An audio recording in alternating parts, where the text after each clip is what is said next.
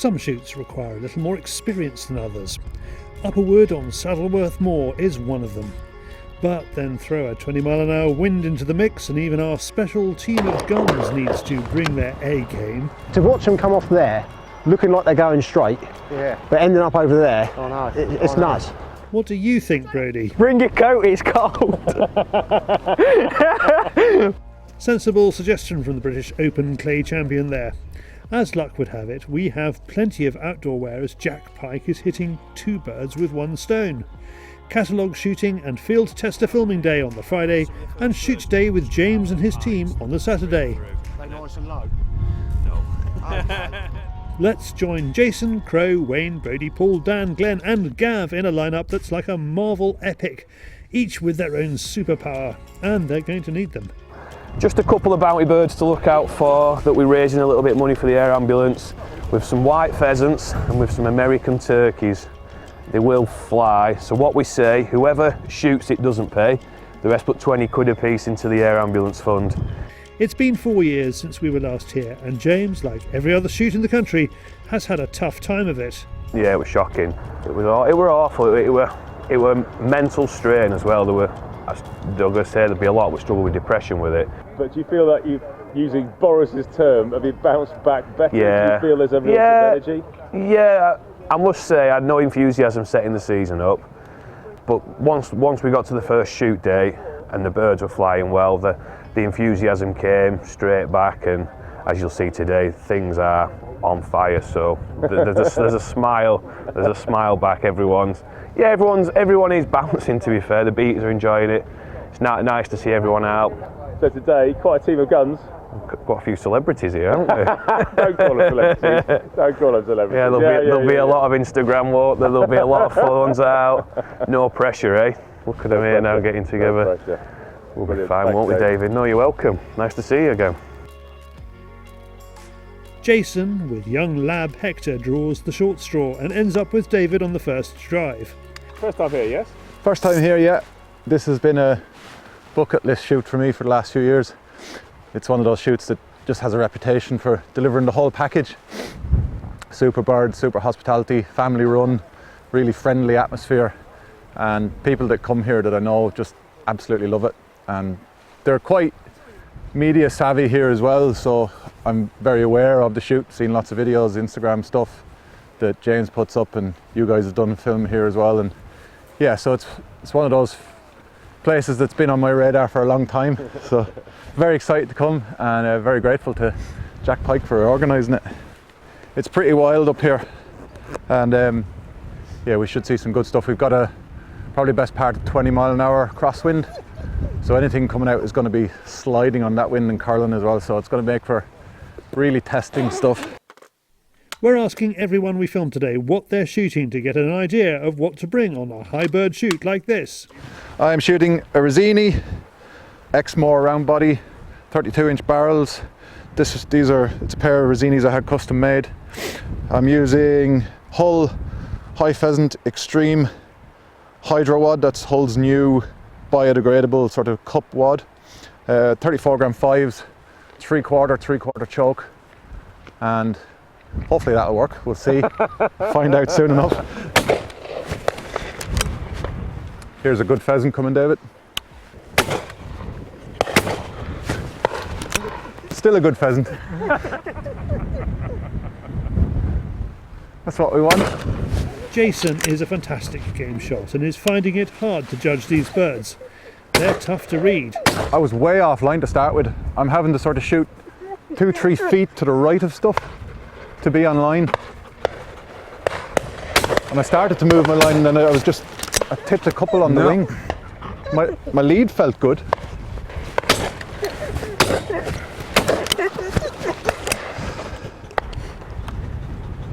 Keepers have done a great job here with this wind to push everything right up to the end of the line. So it's catching the wind and coming down and covering everyone. It's what's really interesting about a day like this where conditions aren't ideal. Watching how the beaters and keeper change it and manoeuvre the drives to make it work. It's the sort of day that could leave you with PTSD. Shot cry. Post-traumatic shooting disorder. It was an educational experience. Is that what you put it down to? Yeah. Yeah. But I had probably 30 shots, 35 shots, killed 3 clean, a couple of pheasants, nice partridge, and yeah, everything else. I just really struggled with the line, to be honest. When you see birds coming for such a long time and they're like hanging against that, fighting against the wind, and then curling on it as well. Yeah, it was right at the end of the drive when I sort of figured out where I needed to be. Yeah. Pheasant Preservation Society. Can I just say, you were the bravest out of everybody, because everyone, when I said, can I put my microphone on you? And I was like, no. No, I don't mind taking one for the team. Actually, there's one of the, must have just landed it during the drive. It's one of the new Hull Hydro Wads. So it's like looks for all intents and purposes like a plastic wad, but that's compostable or biodegradable. I'm not sure what the right description is, but it'll melt away anyway. Okay. Not do any damage. Everyone's joining the party. Everyone's joining the party, yeah. Yeah. How we do? That was hard work. Was hard work. Yeah. The fittest beaters in the country head up and round to push the birds off the hill that had been to our backs.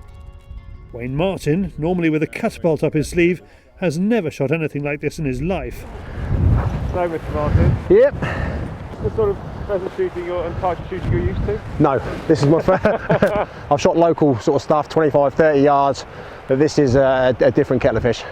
How did you go on the first drive? They're not too bad. I've got a tendency to always overlead things. I've done a lot of clay shooting, and I find clays tend to fly a lot faster as a rule. So I tend to give the game generally more lead when I first start, and I always have to sort of cut myself back. So I started off shooting in front of a fair bits, then sort of cut back a bit and seem to find them all right. So hopefully we can get a few good ones here. Quite a view, isn't it? Really lovely. Spectacular. You can't get the vastness of it on camera, I don't think. I've seen it on film, I've watched the YouTube videos that you've done, but to be here in person and look around, it's stunning, absolutely stunning. So I want to know, what's your shotgun? Right. What's the chokes? Right. And what are the shells? Okay. We've got a Krieghoff Supersport. I've got 3/4 and 3/4 titanium chokes in. These are the chokes that come with the gun. And I'm using the Gamebore quad seal. They're 34/4s. It's the first time I've used the quad seal. And I've got to say, massively impressed. I'm not a fan of fibre shell cartridges. They generally got a pop sound. They feel very weak, slow. But these are just like a plastic. It's fast, hard hitting. You wouldn't know you're not shooting a plastic shell, and genuinely you wouldn't. Thank you.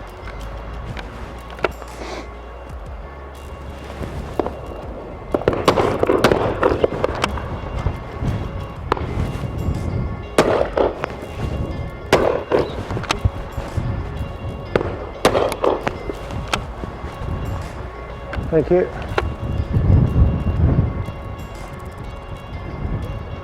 Yeah, he might be on our way to us. Oh! Yeah. They don't necessarily come straight down.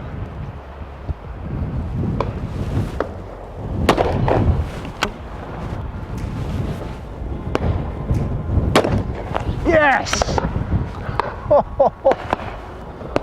Wayne does really well and certainly makes the most of the Jack Pyke invite. The drives last for ages, with birds slowly drip feeding across the valley. Happy with that first one then? Very happy with that one. Very happy with that one. I reckon I put probably a good 12 foot on that. A good 12 foot of lead. At Elevenses, it's a chance to speak to Brody Woollard, who won his first major championship just a few weeks ago.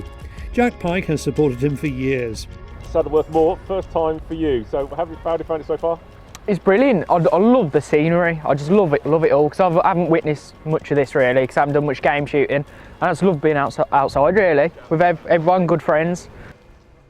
I started getting into clay shooting to get better at game shooting, and then clay shooting really took over. So he's just never really done much game shooting really. What the speed of the bird's going to be on this next drive, do you reckon? Oh, they're definitely going to be coming fast, 100%. Next up is Dan Thor, and the wind has really got up. These birds are going to be super tough. Brody's shooting very well. I've seen Andy take a few good birds, Glenn and Gav as well, but I've shot a few, but just not shooting my usual self. The Okay, listen, I've asked everybody, what gun are you shooting, what chokes have you got, or what shows are you Today I've gone for my gun today, the Browning B525 Hunter Elite. Trying out some new Express, they're 40 gram threes. Also trying their new steel bio wads, which are a 32-4 as well. They seem to be killing very well. They hold a nice tight pattern there. So we'll just see. Improved, modified and modified today, so a bit sort of half and half, a bit tighter. Okay. So it's not too bad. I just wish I could hit them. And Jace.